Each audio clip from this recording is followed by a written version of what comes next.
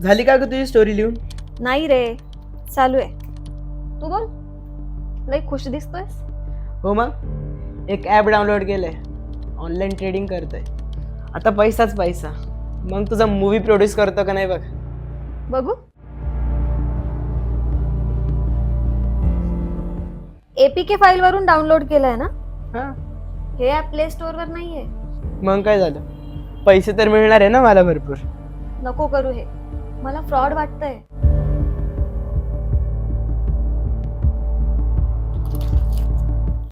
झाली का नाही ग तुझी स्टोरी पूर्ण? 24 तासापासून तेच करते. नाही रे अजून. बरं नाव तरी सांग तुझ्या स्टोरीचं.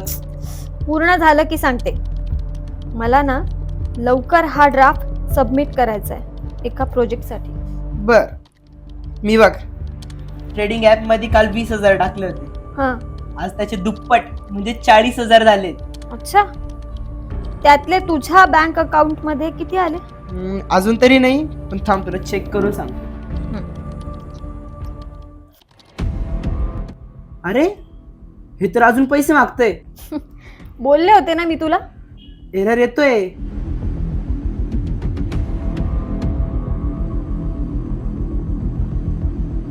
अरे यार, पैसे गेले माझे.